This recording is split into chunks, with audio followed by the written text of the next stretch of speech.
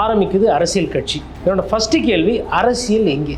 அவரோட சார்ந்தவங்களை இன்னைக்கு வந்து குஷிப்படுத்திருக்காரு, சந்தோஷப்படுத்திருக்காரு. பட் பொதுமக்கள் பிரச்சனையோ பொதுமக்கள் விவகாரங்கள் இன்னைக்கு எதுவுமே அவர் தொடல. மற்றபடி வந்து அது வந்து அதுதான் நான் சொன்னேன், ஒரு ஆடியோ லஞ்ச் மாதிரி தான் கிட்டத்தட்ட பண்ணி விட்டு போயிட்டாங்க. என்ன சொல்கிறதுன்னு தெரியல. ஆசைப்படுற பதவி என்னமோ பெரிய பதவி, பெத்த போஸ்ட்டு. ஆனால் வந்து அதுக்கேற்ற ஒரு திராணியான கேள்விகளோ ஒரு திறமையான பார்வையோ அரசியல் மீது வைப்பதில்லை. யாரை பற்றியுமே குறை சொல்லாமல் ஒரு பாடல், அந்த பாடலில் பார்த்தா 3 போகம் வளையிற மாதிரி இருக்குது, யானை போகுது, மக்கள் எல்லாம் சந்தோஷம், எல்லாமே ஏற்கனவே சுபிக்ஷமாக தான் இருக்குன்னா அப்போ உங்களுக்கான எதுக்கு நீங்கள் வரீங்க? அப்போ இருந்துட்டு போட்டோம், ஸ்டாலின் ஐயாவே இருந்துட்டு போட்டோம். விஜய் வந்து அனிதா வீட்டுக்கு போனார் இல்லையா? அப்புறம் விஜய் வந்து நிறைய பேருக்கு பசங்களுக்கு ஃபஸ்ட் மார்க் எடுக்கிறவங்களுக்கு காசு பணம்லாம் கொடுத்து கௌரவம் கொடுக்குறாரு. அதுக்கப்புறம் விஜய் வந்து கண்டிப்பாக ஏழை பாழைகளுக்கு எதனா உதவி பண்ணிடும்.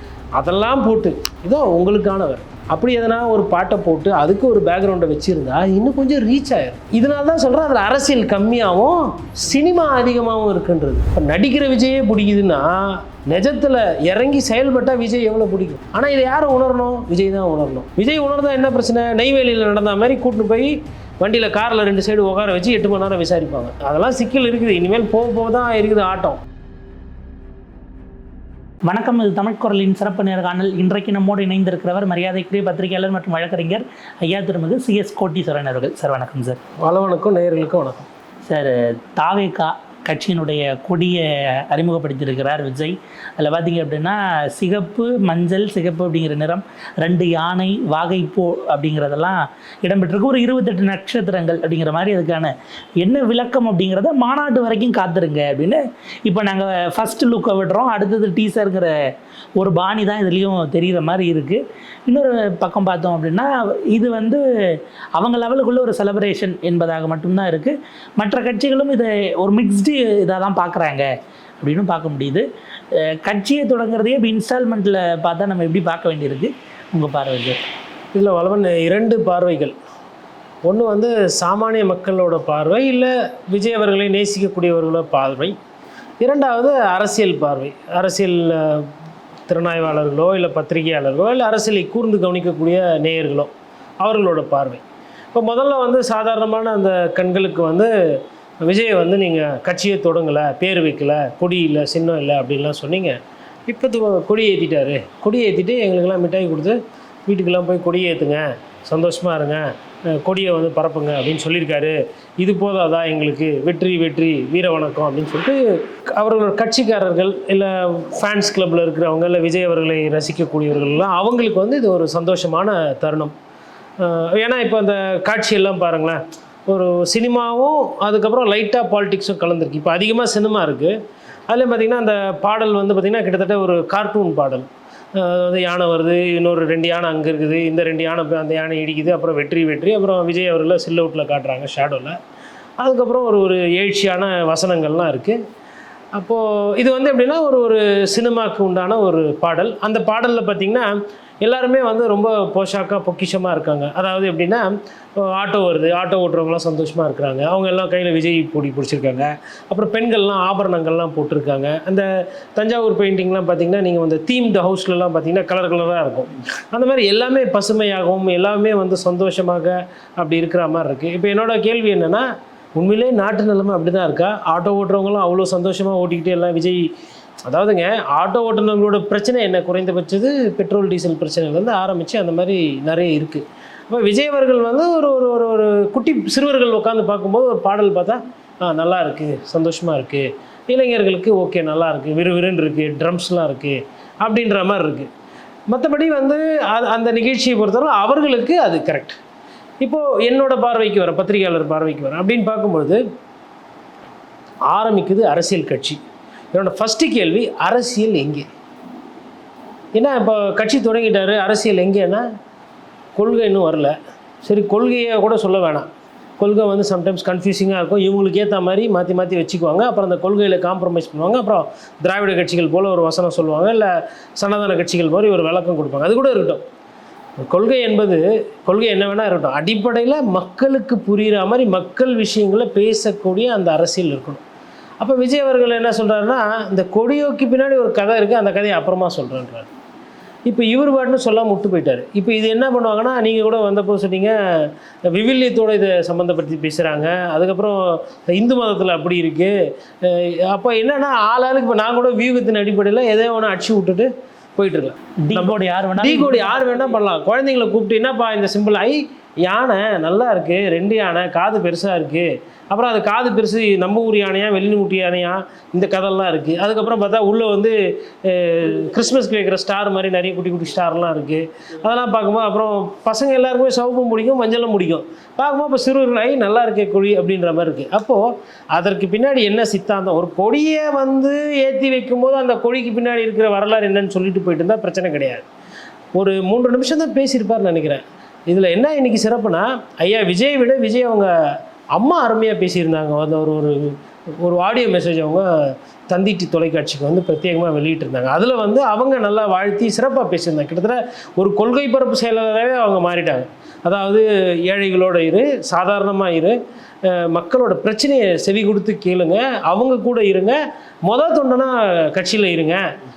கோடிக்கணக்கான தாய்மார்கள் வந்து ஓட்டு போட காத்திருக்கிறாங்க. அப்படி ஒரு தாய்மார் நான். ஐஎம் எ ப்ரௌடு சிஎம், ஐஎம் எ ப்ரௌடு பிஎம்ன்ட்டு சிஎம்க்கு வந்து செலிபிரிட்டி மதர், பிஎம்க்கு வந்து ப்ரௌடு மதர் சொல்கிறாங்க.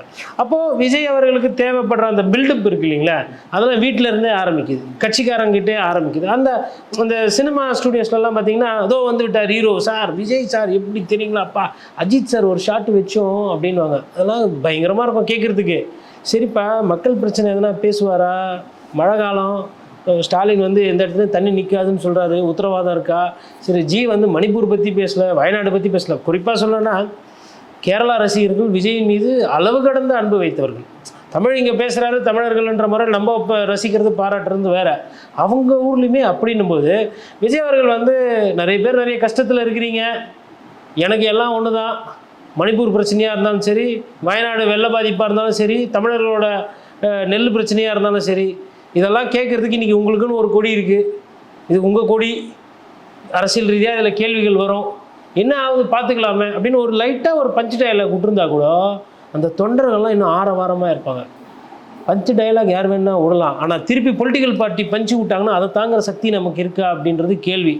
அப்போது அதெல்லாம் யாரையுமே தொடாமல், யாரை பற்றியுமே குறை சொல்லாமல் ஒரு பாடல், அந்த பாடலில் பார்த்தா 3 போகம் வளையிற மாதிரி இருக்குது, யானை போகுது, மக்களெல்லாம் சந்தோஷம், எல்லாமே ஏற்கனவே சுபிக்ஷமாக தான் இருக்குன்னா உங்களுக்கு அப்போ உங்களுக்கான எதுக்கு நீங்கள் வரீங்க? அப்போ இருந்துட்டு போட்டோம், ஸ்டாலின் ஐயாவே இருந்துட்டு போட்டோம், இல்லை அவரை விட ஐயா எடப்பாடி ஆட்சி இப்போ பெட்டராக இருக்குன்னா அப்படி வந்துட்டோம், இல்லை அண்ணாமலை வேறு வெயிட்டிங்கு, அவங்களே இருக்கட்டும். இப்போ நீங்கள் என்ன மாற்றம்? ஸ்ரீமான் அண்ணா இருக்கிறாரு, இப்போ நீங்கள் என்ன மாற்றம்? அப்போது ஒரு இன்றைக்கி வந்து பெரிதாக எதிர்பார்க்கப்பட்ட ஒரு நிகழ்வு, அவரோட சார்ந்தவங்களை இன்றைக்கி வந்து குஷிப்படுத்தியிருக்கார், சந்தோஷப்படுத்தியிருக்கார். பட் பொதுமக்கள் பிரச்சனையோ பொதுமக்கள் விவகாரங்கள் இன்றைக்கி எதுவுமே அவர் தொடல. அவருக்கு உண்டான ஒரு கொடி, அந்த கொடி வந்து மக்களுக்கு உண்டான கொடியாக மாறுதா, இல்லை அவர் மக்கள் பிரச்சனையை பேச போடுறதான்னு பார்க்கணும், நம்ம பொறுத்திருந்து. மற்றபடி வந்து அது வந்து அதுதான் நான் சொன்னேன், ஒரு ஆடியோ லஞ்ச் மாதிரி தான் கிட்டத்தட்ட பண்ணி விட்டு போயிட்டாங்க. இப்போ இந்த அறிக்கையில் பல வார்த்தைகள் எல்லாம் பயன்படுத்தியிருக்காங்க. அதாவது இப்போ இதை ஒவ்வொருத்தவங்களும் எடுத்து இவர் இதை தான் பேச போகிறாரு, இவர் கிட்டத்தட்ட திராவிடம் வர போகிறார் அப்படின்னும் போது அதில் கருப்பே கலரே கிடையாது, அதனால் திராவிடம் இல்லைன்னு ஒரு சாரார், வாகை பூ யானை இதெல்லாம் வரும்போது கட்டாயம் அது தமிழ் தேசியம்தான் அப்படின்னு ஒரு சாரார். இதில் வந்து பார்த்திங்க அப்படின்னா சாதி மத பாலினம் பிறந்த இடம் கடந்து அப்படின்னு பயன்படுத்தும் பொழுது அப்போ மொழி வழியிலான அரசியல் இல்லை, அதுக்கு எதிராக அவர் வராரு, மதம்னு குறிப்பிட்டதுனால ஆன்டி பிஜேபி, இப்படி ஒவ்வொருத்தவங்களும் தேரி கொடுக்கறதுக்கான ஸ்பேஸை ஓப்பன் பண்ணி வர்றாரு. அதை போக சமூக நீதி, மதச்சார்பின்மை இதெல்லாம் வந்து பார்த்திங்க அப்படின்னா அந்த உறுதிமொழியில் ஒரு வார்த்தையாக இருக்குது. இதெல்லாம் ப்ராடர் டேர்ம் ஆச்சு. அதில் ஃபர்தராக இப்போ உள்ளுக்குள்ளே போகணும். இப்போ இடஒதுக்கீடுன்னு எடுத்தோன்னா இன்றைக்கி எஸ்சி ரிசர்வேஷன் சப் கிளாசிஃபிகேஷன் கூடாது நாடு முழுக்க போராட்டம் நடக்குது. அப்போ அதிலே கிளாரிட்டி தேவைப்படுது இல்லை, அது எதுவுமே கொடுக்கலையே. இப்போ நம்ம கட்சி தொடங்குனது அவரு, கொடி ஏற்றுனது அவரு கொடி ஏற்றி விட்டு பண்ணையூர் பங்களாவுக்கு திருப்பி வீட்டுக்கு போயிட்டார் டாட்டா காமிச்சிட்டு. நம்ம உட்காந்துக்கிட்டு, ஏன்னா மக்களுக்கு செய்தி சொல்லி ஆகணும் இல்லையா, நமக்கு அந்த கடமை இருக்கு இல்லையா, அவருக்கு கடமை இருக்கா இல்லையான்றது அப்புறம். அதனால் நம்ம இப்போ தலையை போட்டு பிச்சுக்கிறோம்.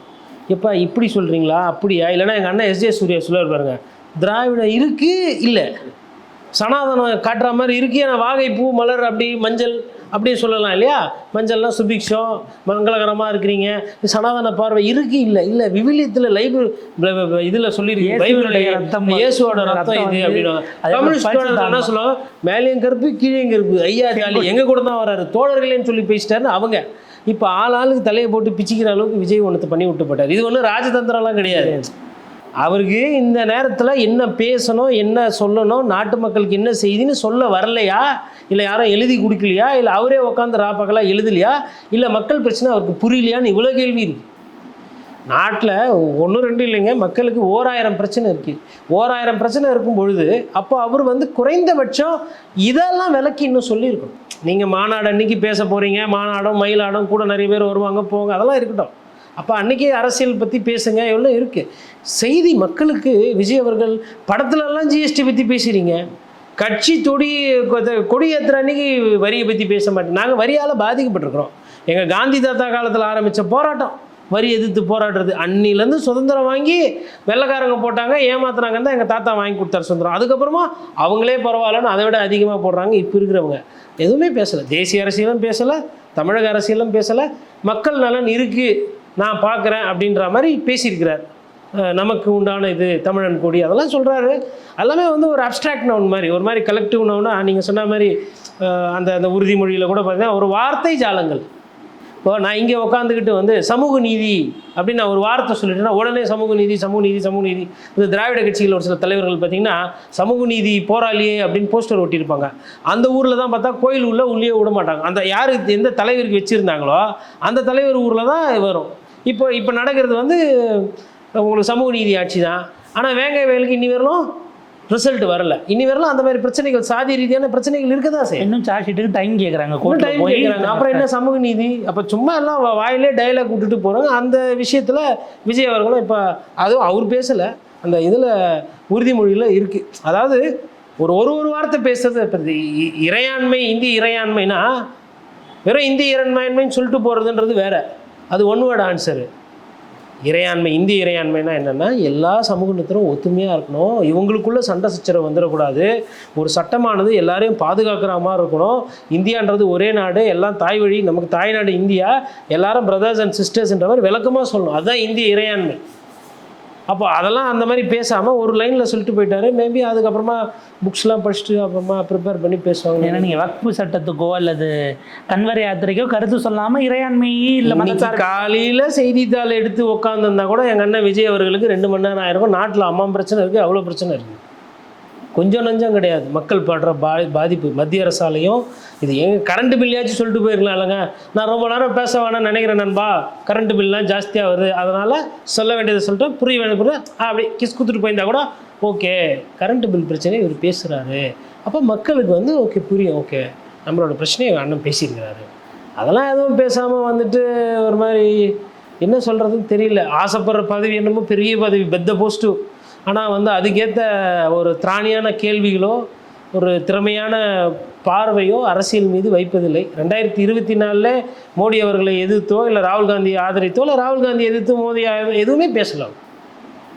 அப்போது நீங்கள் சரி, நான் என்ன கேட்குறேன்னா 2026 முதலமைச்சராக அவர் வந்துடுறார், ஒரு பேச்சு பேசுவோம். அப்போ மோடிக்கிட்ட போய் பேசுவீங்களா? இப்போ கேட்க மாட்டிங்களா? நீங்கள் சிஎம் ஆனால் தான் மோடிக்கிட்ட பேசுவீங்களா?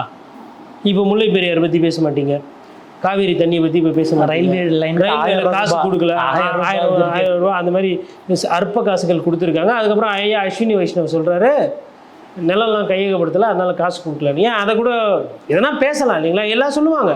இப்போ இந்த 3 விஷயம் நம்ம பேசுகிறோம். எவ்வளோ நேரம் ஆச்சு நமக்கு? 2 நிமிஷம், 1 நிமிஷம். ஆனால் மக்கள் பிரச்சனை. ஆனால் அவர் என்ன பேசுவார் சொல்லிட்டு தமிழகமே காத்துக்கிட்டு இருக்கு. எவ்வளோ இளைஞர்கள் இன்றைக்கி காலையிலேருந்து டிவி முன்னாடி உட்காந்துருப்பாங்க, எவ்வளோ பேர் அவரை பிடிக்கும், எவ்வளோ பேர் அவரை பண்ணி. அப்படி இருக்கும்போது அப்படியே வந்துட்டு இப்படி செட்டில் காட்டுற மாதிரி கை காட்டு போயிட்டீங்க. அப்போ ரியல் வேறுன்றது தெரியுதா? அதாவது இதை தான் வந்து நிறைய பேர் சொல்லுவாங்க, படத்தில் நடிக்கிறவங்களோட அந்த கதை வேறு, எல்லாரும் எம்ஜிஆர் ஆக மாட்டாங்கன்னுவாங்க. அப்போது இந்த மாதிரி வாய்ப்புகள் கொடுக்குறாரு பாருங்கள். இதனால தான் அவர் வந்து என்னோட ஆசைன்றதை தாண்டி இல்லை என்னோட கற்பனைன்றதை தாண்டி மக்கள்கிட்ட பேசும்போது விஜய் அப்படின்னா எக்ஸைட் ஆகுறாங்க. அவங்களுக்கு விஜய் அவர்களுக்கு பிடிக்குது.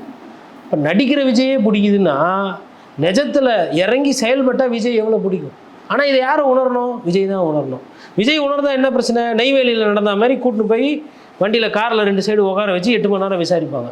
அப்போ அதெல்லாம் சிக்கல் இருக்குது. இனிமேல் போக தான் இருக்குது ஆட்டம்.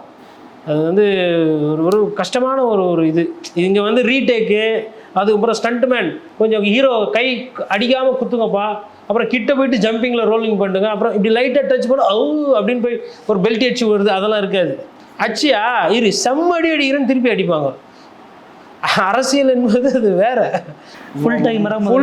ஆமாம், இனிமேல்ட்டு முதுகில் குத்துறது, குழியை நோண்டுறது, பஞ்சாயத்து நைட்டில் ஃபோன் பண்ணி சொல்கிறது, உங்கள் மாவட்ட செயலர் அதை பண்ணிட்டாரு, உங்கள் பை செயலர் இதை பண்ணிட்டாரு, இவர் மேலே கட்ட பஞ்சாயத்து இனிமேல் தானே இருக்குது. Welcome to the club. ஆனால் ஒன்று, விஜய் அவர்களுக்கு அந்த ஒரு மக்கள்கிட்ட அந்த வசீகரம் இருக்குது, நல்ல பேர் இருக்குது. அதை அவர் எப்படி பயன்படுத்திக்கிறாருன்னு பார்க்கணும். பேசணும், நல்ல ஒரு பேச்சாளராக அவர் மாறணும், அந்த பேச்சில் மக்கள் பிரச்சனை பிரதிபலிக்கணும், அந்த பேச்சால் மக்களுக்கு நிவாரணம் கிடைக்கணும். அவ்வாறு அவர் செயல்பட்டார் என்னால் விஜய் அவர்களோட வளர்ச்சியை யாராலும் தடுக்க முடியாது. இவர் கட்சி தொடங்கினதுலேருந்தே அதையுமா அவர் ட்விட்டரில் தான் அறிவிச்சார். அது ஒரு ஃபார்மலாக ஒரு ப்ரெஸ் இன்னைக்கு வரைக்கும் சந்திக்கலை அப்படிங்கிற ஒரு விமர்சனம். பயம் முடிச்சுட்டு கூட பயம் அவ்வளோதான். பிரதமர் மோடி அவர்களுக்கு நம்ம சொல்கிறோம்ல பயம் அப்படின்னு. பத்திரிகையாளர் சந்திக்கிறதுக்கு ஒரு ஒரு ஒரு ஒரு ஒரு பார்வை இருக்கணும், ஒரு அரசியல் இருக்கணும், நிறைய கேள்விகள் வரும், கோவப்படுற அளவுக்கு கேள்வி கேட்பாங்க. நம்மளையுமே விட்டு வைக்கிறது இல்லைல்ல. ஒரு 4 பேர் வசைப்பாடி கமெண்ட் போடுவாங்க, திட்டுவாங்க, எல்லாம் அது அவங்களோட உரிமை. பல விஷயத்துல கேள்வி வரும். ஆமாம், அவங்களோட உரிமை அது. நமக்கு பேசும்போது நம்ம பேசுறது எல்லாருக்கும் இனிக்கிற மாதிரியா இருக்குது, ஒரு சிலருக்கு கசப்பாக தர்ம சங்கடமாக இருக்கும் இல்லையா? அப்படி இருக்கும் அவங்க ஒரு கருத்து சொல்லுவாங்க, எதிரில் திட்டுவாங்க, வசைப்படுவாங்க, அதெல்லாம் தாங்கிக்கிற ஜீரணம் பண்ணுற சக்தி இருக்கும். அது அரசியலில் நீங்கள் பதப்படுத்தணும், பதமாக இருந்துக்கணும். எந்த சூழ்நிலையும் நான் நல்லதையே பிரதிபலிப்பேன், நான் நல்ல செய்தியே சொல்லுவேன், நான் மக்களுக்கு நல்லதை ஒண்டி தான் நான் திருப்பி தரணுன்ற அந்த பக்குவப்படணும். அதெல்லாம் இன்னும் நிறைய இருக்குது. ஆனால் ஒரு குறைந்தபட்சம் அதெல்லாம் ஒரு ப்ராக்டிஸ். பத்திரிகையாளர்களை சந்திக்கிறது, அவங்க கேட்குற கேள்விகள், அப்போது புதுசாக ஒரு செய்தி வரும், அந்த செய்தியை கூட இருக்கவங்களை சுற்றி இது என்ன இந்த மாதிரி எந்த ஒரு ஊரில் இந்த பஞ்சாயத்து சொல்கிறாங்களே, இது உண்மையாக போய் விசாரிங்க, ஒரு 4 பேர் அங்கே அனுப்பிச்சு அந்த குடும்பத்துக்கு எதனா பண்ண முடியுமா பாருங்கள் அப்படின்னும் போது என்ன கட்சி வளரும். அதை விட்டுட்டு நான் வருவேன், 2 சைடில் 2 பாடி கார்டு இருப்பாங்க, இப்போ தள்ளி நின்று கேமரா ஃபோக்கஸ் ப்ளீஸ் அப்படின்னா, அப்போ இது ஷூட்டிங்கா இல்லை அரசியலுக்கு நிகழ்ச்சியா? தொண்டை கட்டி பிடிக்க வேணாமா? கொடி ஏற்றும் போது இந்த கட்சியில் ஒரு 10 தொண்டை எங்கேயோ இருக்கட்டும், ராமசாமி, ஆல்பர்ட்டு, ஐசக்கு, ஜமாலு, சதீஷு, ரகு, எங்கெங்கேயோ இருக்கட்டும், கன்னியாகுமரியிலேருந்து ஒரு 4 பேர் 10 பேர் யாருன்னே தெரியாது, 10 பேரை கூட போகிற மேடையில் நான் கொடி ஏற்றினேன், ஃபஸ்ட்டு கொடி இவங்களுக்கு நான் சட்டையில் குத்தி விட்றேன், இவங்க யாருன்னு கேட்காதீங்க, என்னோட தம்பிங்க, அவ்வளோதான். இது மாதிரி எனக்கு லட்சக்கணக்கில் எல்லாருக்கும் கொடி குத்தணும்னு ஆசை அப்படின்னும் போது இது உணர்வு பூர்வமாக ஒரு நிகழ்ச்சியாக மாறும். வெறும்னே நீங்கள் நான் சொல்லாமலே ஏற்றுவீங்க, வீட்டில் எனக்கு தெரியும், இருந்தாலும் நான் சொல்கிறேன், உரிய முறையில் பர்மிஷன் வாங்கிட்டு பர்மிஷன் எங்கேருந்து கொடுக்க போகிறாங்க? எல்லாத்துலேயும் கொடுப்பாங்களா நம்ம ஊரில்? ஆனால் ஒன்று, இனிமேல் நிறைய ஆட்டோ பின்னாடி விஜய் அவர்களோட இது இருக்கும். வீட்டில் கொடி ஏற்றுறதுக்கு ஒன்றும் பெரிய பர்மிஷன்லாம் வாங்கல. இப்போ வீட்டில் ஒரு சின்னதாக ஒன்று வைக்கணும்னா ஒன்றும் பர்மிஷன் இல்லை. டிஷர்ட்லேயே இப்போ இனிமேல் நிறைய பேர் விஜய் ரசிகர்கள்லாம் போட்டுக்கிடுவாங்க. அதெல்லாம் ஒரு இன்ஃபேக்ட் ஒரு வியாபாரத்தை அது அதிகரிக்கும். அந்த விஜய் வேட்டின்னு இனிமேல் வர ஆரம்பிக்கும், கரை வேட்டி வரும், அதுக்கு ஒரு டிமாண்டு வரும். அதெல்லாம் அதாவது ஒரு கட்சின்னு ஒன்று ஆரம்பித்து அதை பண்ணால் எவ்வளோ பேருக்கு வேலை வாய்ப்புகள், எவ்வளோ பேருக்கு கருத்து சுதந்திரம், எவ்வளோ மக்கள் பிரச்சனையை பேசலாம். இப்போ ஒரு மண் திருடுது போகுது ஒரு இடத்துல, ஆற்று மணல்னா, ஏன் நாம் தமிழர் கட்சி சீமான் அண்ணனோட சொந்தங்கள் தான் அங்கே போய் போராட்டம் பண்ணணுன்னு இருக்காண்ணா? விஜயோட ரசிகர்கள் இவ்வளோ நாள் நீங்கள் என்ன பண்ணியிருந்தீங்க? சினிமா தேட்டரில் கட் அவுட்டுக்கு பால் ஊற்றிருந்தீங்க. ஆனால் அங்கே ஆற்று மணல் ஃபுல்லாக அள்ளிட்டா நமக்கு நாமே பால் ஊற்றிக்கிறது. இன்றைக்கி செத்தா நாளைக்கு பால், ஆற்று மணல் காணா போச்சுன்னா அதான் கதை. அதை அந்த ஆற்று படுக்கையை பாதுகாக்கிற வேலைகள், அது மாதிரி விஷயங்களில் ஈடுபடுத்திக்கணும். அப்போ அதெல்லாம் இன்றைக்கி அவர் இதை ஒரு செய்தியாக அவர் இது பண்ணிக்கணும்.